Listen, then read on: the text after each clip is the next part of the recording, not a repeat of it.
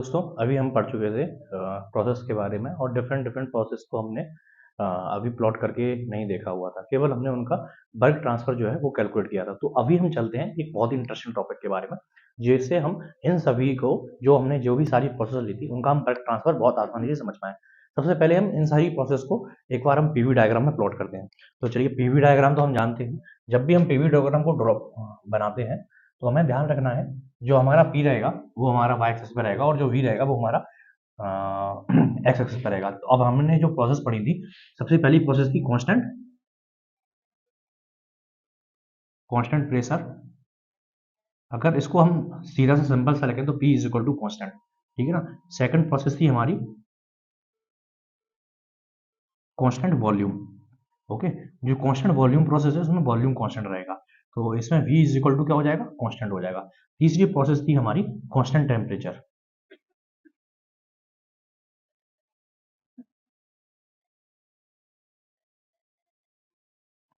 Constant temperature T is equal to constant. Fourth जो process थी हमारी एडियाबैटिक। Okay, adiabatic process. तो adiabatic process क्या होती है, no heat transfer. No heat transfer is तो क्या हो जाएगा, पी वी की power lambda is equal to constant. ठीक है, अभी हमारे मेन चार हैं, पांचवी प्रोसेस पॉलीट्रोपिक है, इसको हम बाद में देखेंगे। ठीक है, तो सबसे पहले हम चलते हैं, पीवी डायग्राम हमने बना लिया है। जब भी हम बात करते हैं इसमें हमारा हमेशा जो 4 क्वाड्रेंट रहते हैं इसमें केवल 1 क्वाड्रेंट का ही यूज होता है। नेगेटिव क्वाड्रेंट में कभी प्रेशर हो नहीं सकता है और नेगेटिव में वॉल्यूम हो नहीं सकता है। तो हमारा जो रहेगा, जो भी हमारा कंसंट्रेशन रहेगा वो फर्स्ट क्वाड्रेंट में रहेगा। फर्स्ट क्वाड्रेंट में अगर हम बात करें, P is equal to constant, V is equal to constant, T is equal to constant क्या हो जाएगा, अगर हम इसको आगे लिखेंगे PV is equal to constant. ठीक है, तो इसको हम क्या लिखेंगे, इसको अगर हम आगे लिखेंगे PV की power 1 is equal to constant. यहाँ पे क्या हो जाएगा, V is equal to constant है तो V की पावर, ठीक है, PV की P is equal to constant है। अगर हम अब इनका कर्व प्लॉट करें, P is equal to constant, आपको नाम से ही समझ में आ रहा है जो प्रोसेस रहेगी P is equal to constant है, मीन्स अगर जो भी प्रोसेस होगी उसमें फर्स्ट स्टेज और सेकंड स्टेज, प्रोसेस मतलब क्या होगा, प्रोसेस हमने बताया था स्टेट चेंज। ठीक है, जो भी प्रोसेस रहेगी मतलब स्टेट चेंज हो रही है, फर्स्ट स्टेट से सेकंड स्टेट की तरफ जा रही है, तो वो क्या हो गई, प्रोसेस हो गई। जब हम कांस्टेंट प्रेशर प्रोसेस की बात कर रहे हैं तो फर्स्ट और सेकंड दोनों ही स्टेट के प्रेशर जो रहेंगे वो सेम रहेंगे, तो 1 और 2। ठीक है, तो 1 हमारा ये हो गया, 2 हमारा ये हो गया। अब देखो, अब इसमें आप आपको कंफ्यूजन हो रही होगी, 1 कहाँ पे रहेगा, 2 कहाँ पे रहेगा। अब मान लिया 1 यहाँ पे है, 2 यहाँ पे है, कांस्टेंट वॉल्यूम, तो 1 यहाँ पे रहेगा, 2 यहाँ पे रहेगा। ठीक है, यहाँ से जो प्रोसेस रहेगी वो कांस्टेंट प्रेशर की प्रोसेस हो गई और कांस्टेंट वॉल्यूम की प्रोसेस हो गई। आपको ये दोनों कर्व ड्रॉ करना आना चाहिए, जो है ना PV is equal to constant, जैसे X Y is equal to constant को अगर हम एक्स वाई कर्व पे प्लॉट करते तो वो ऐसा बनता है। तो बस एक्स वाई को कर्व को प्लॉट कर लो आप लोग, एक्स वाई को हम प्लॉट करेंगे तो ऐसा कुछ बनेगा। तो क्या हो गया, ये P V is equal to constant, P V is equal to constant हो गया, मतलब वी की पावर 1 है यहाँ पे। ठीक है, अब दूसरा कौन सा प्रोसेस है हमारा, P is equal to constant, V is equal to constant. ठीक है, तो हम चलते हैं V is equal to constant पे। तो एक हमारा प्रोसेस हो गया, एक हमारा प्रोसेस ए हो गया। ठीक है, ये हमारा 1 पॉइंट हो गया, ये हमारा 2 पॉइंट हो गया, ये हमारा 2 पॉइंट हो गया, ये हमारा 2 पॉइंट हो गया। अब हमें बात करना है, ये कौन सी प्रोसेस हो गई, कांस्टेंट टेम्परेचर प्रोसेस हो गई। ये वाली हमारी कौन सी प्रोसेस हो गई, इसमें हमारा वॉल्यूम कांस्टेंट है। अगर हम इसको सही से ड्रॉ करें तो हमारी कुछ प्रोसेस इस टाइप से होगी। ठीक है, 2 हो गया, तो 1 और 2। ठीक है, 1 2 कौन सा हो गया, एक बार फिर से ड्रॉ करते हैं इसको।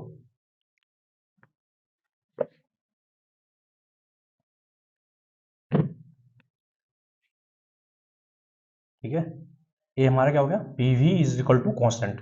ठीक है, अब हम यहाँ से बात करते हैं, हमारी फर्स्ट स्टेज है और हम सेकंड स्टेज की तरफ जा रहे हैं, सेकंड पॉइंट की तरफ। ठीक है, और यहाँ पे से भी यहाँ पे हम सेकंड पॉइंट की तरफ जा रहे हैं। ठीक है ना, अब हमें बात कर रहे थे हम P V is equal to, यहाँ पे 1 से 2, जब 1 से 2 में जा रहे हैं क्या हो रहा है इसमें, इस पूरी प्रोसेस में क्या प्रेशर कॉन्स्टेंट है, तो ये कौन सी होगी, कॉन्स्टेंट प्रेशर प्रोसेस हो गई। पी 1 2 क्या हो गई, कांस्टेंट प्रेशर हो गई। कांस्टेंट वॉल्यूम में क्या होगा, वॉल्यूम कांस्टेंट, 1 से 2 में वॉल्यूम कांस्टेंट है, इसको 2 डैश कर देते हैं तो क्या हो जाएगा, ये कांस्टेंट वॉल्यूम प्रोसेस हो गई। ठीक है, 1 से 2 डैश।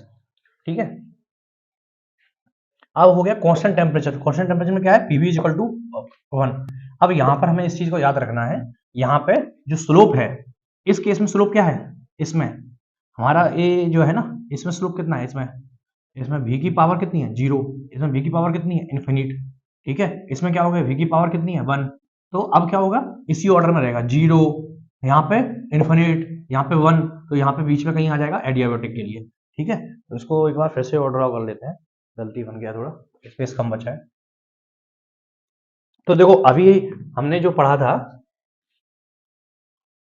ठीक है, इसको हम ऐसे ड्रॉ करेंगे, ठीक है। तो हमारा एक प्रोसेस 1 पॉइंट यहाँ पे हो गया, तो 2 पॉइंट यहाँ पे होगा, 2 पॉइंट यहाँ पे होगा, और यहाँ पे ऐसा, यहाँ पे ऐसा, ऐसे ही इससे होकर के जाएगा ये, ठीक है।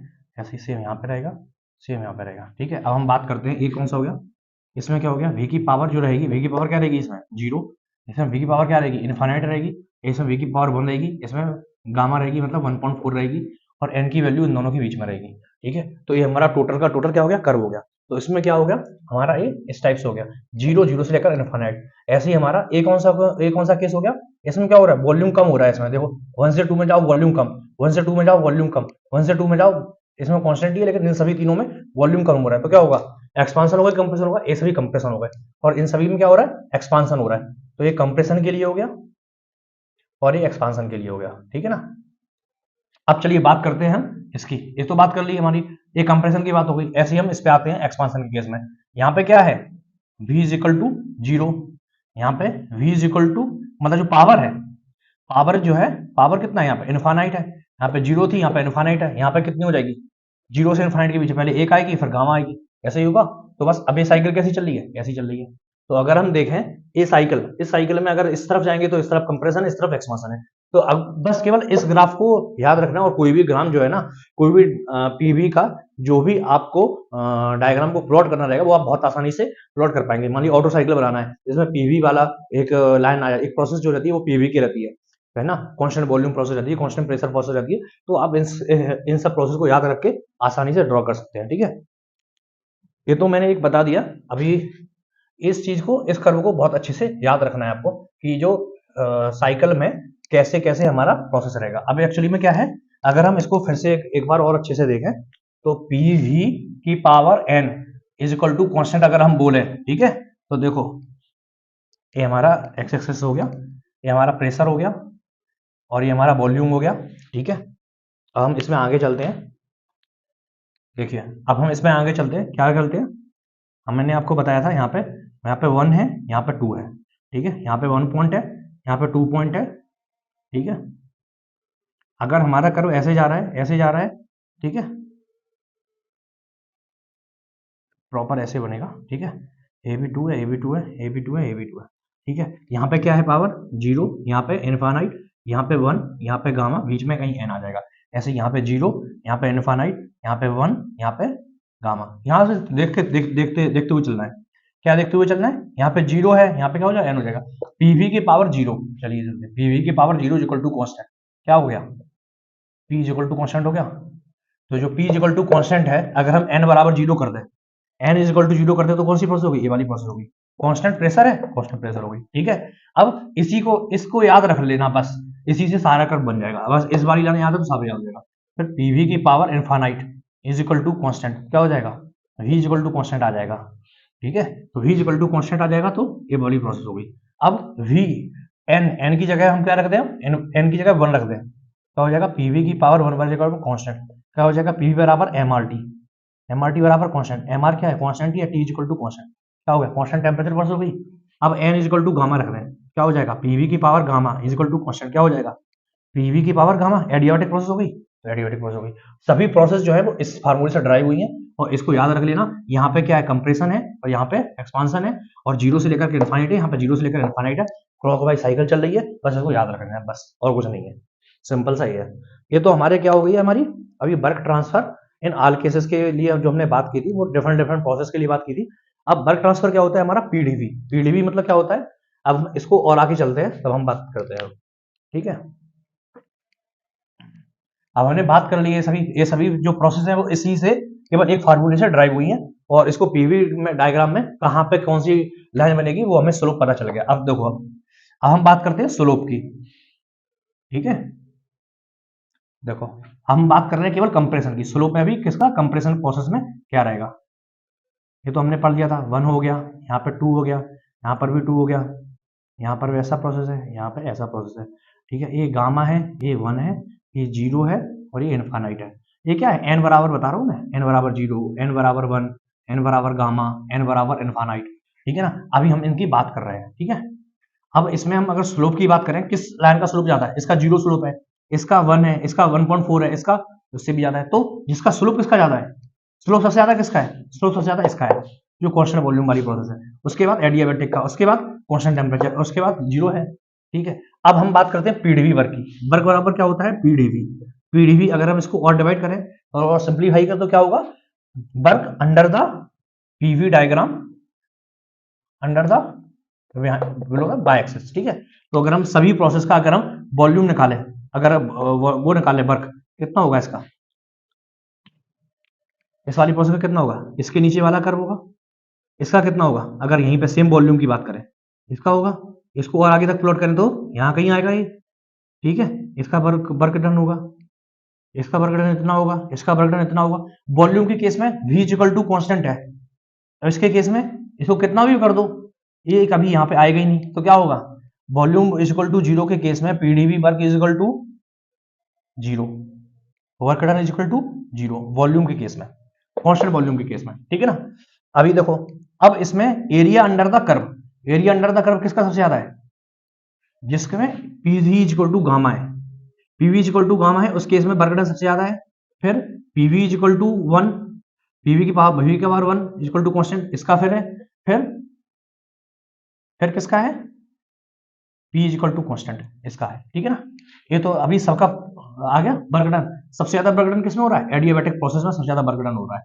उसके बाद कांस्टेंट टेम्परेचर वाले में हो रहा है, उसके बाद कांस्टेंट प्रेशर में हो रहा है। तो ये आपका पूरा पीवी डायग्राम का है, किसमें कितना वर्क डन किया जा रहा है। अब चलो, अब हम बात करते हैं हीट ट्रांसफर की, ठीक है ना। जो हमारी एक और बात है हीट ट्रांसफर, अभी हमने वर्क ट्रांसफर की बात की है।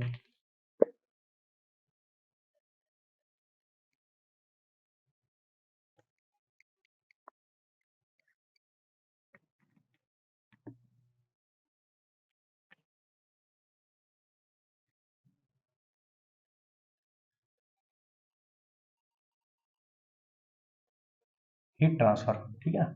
अभी जब हम बात कर रहे थे वर्क ट्रांसफर की, तो हम बोल रहे थे पीडीवी वर्क जो होता है वो वर्क हम कंसीडर करते हैं थर्मोडायनेमिक्स में, या external to the system effect is only raising of the bed और the down part of the bed. तो इसको हमने किसे कंसीडर किया था, वर्क से कंसीडर किया था। अब हम बात करते हैं हीट की, तो हीट मतलब हीट ट्रांसफर। अगर किसी सिस्टम के अंदर अगर हम हीट दे रहे हैं तो उसको हम हीट ट्रांसफर बोलेंगे। अभी क्या है, अब हम जो हीट है ना, हीट को हम क्या बोलते हैं, एनर्जी, ठीक है ना। एनर्जी, एनर्जी मतलब ई, ठीक है, एनर्जी। अगर हम किसी भी सिस्टम के अंदर हीट ट्रांसफर कर रहे हैं तो उसके कारण क्या हो रहा है, उसमें क्या होगा, अगर हम किसी को हीट देंगे तो उसका टेम्परेचर डिफरेंस होगा। तो whatever the heat we are giving to the system, it is creating the temperature difference. इसके कारण क्या हो रहा, उसकी या तो इंटरनल एनर्जी या एक्सटर्नल एनर्जी कुछ ना कुछ चेंज हो रही होगी, एनर्जी चेंज होगी ना कुछ ना कुछ। तो जो भी हम एनर्जी की बात करते हैं, तो एनर्जी क्या होता है, जो क्यू हीट दे रहे हैं, हीट से क्या हो रहा है, टेम्परेचर के प्रोपोर्शनल रहता है। तो Q is equal to M C del T होता है, M C del T. M क्या है, मास है, उस सिस्टम का मास है, और सी क्या है, कैपेसिटी है। मींस अगर हम सी को डिफाइन करें, सी क्या, कैपेसिटी, कैपेसिटी क्या होती है, Q by M del T. Means क्या हो गया, मींस क्या हो गया, पर यूनिट मास पे, पर यूनिट टेम्परेचर राइज पे जो हीट दी जा रही है वो हमारी क्या होगी, कैपेसिटी। आप हमेशा डायग्राम फार्मूला से भी जो भी डेफिनेशन निकालना है वो फार्मूला से निकालना सीखो।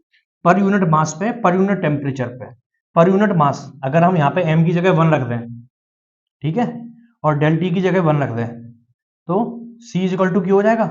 मीन्स हमें कैसे भी C बराबर क्यू करना है। तो C बराबर क्यू कब होगा, जब M इज इक्वल टू 1 हो जाएगा और डेल टी बराबर में भी 1 हो जाएगा। तो क्या बोलेंगे इसको हम, हीट कैपेसिटी क्या होती है, हीट कैपेसिटी उस हीट ट्रांसफर के बराबर होती है जो पर यूनिट मास में पर यूनिट टेम्परेचर चेंज कर दे, बस। या इसको हम और भी टाइप से, आपको जैसी डेफिनेशन बनाना है वैसी डेफिनेशन बना सकते हैं। एम इज इक्वल टू 1 होना चाहिए, del T is equal to 1 होना चाहिए, पर यूनिट मास पे पर यूनिट टेम्परेचर चेंज पे जो भी हीट दी जा रही है सिस्टम को, उसकी वो हीट कैपेसिटी होती है। ये क्या हो गया हमारा, हीट कैपेसिटी। अब हम बात करते हैं, ये हीट कैपेसिटी भी जो होती है ना, वो 2 टाइप की होती है, एक कांस्टेंट प्रेशर, एक कांस्टेंट टेम्परेचर। अब हम चलते हैं, एक सिंपल को सा सिस्टम लेते हैं। हमने मान के चलिए ये सिस्टम है और इसको हम एक्सटर्नल हीट दे रहे हैं सिस्टम को, ठीक है।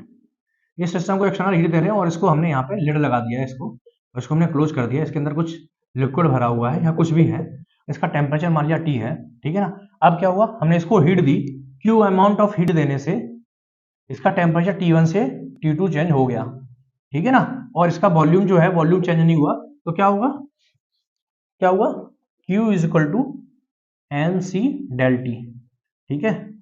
Q is equal to M C T2 minus T1, ठीक है। ये क्या हो गया, कांस्टेंट वॉल्यूम हो गया, ठीक है, कांस्टेंट वॉल्यूम के केस में। अब दूसरा रहता है कि अगर हम इसको हीट दें तो क्या होगा,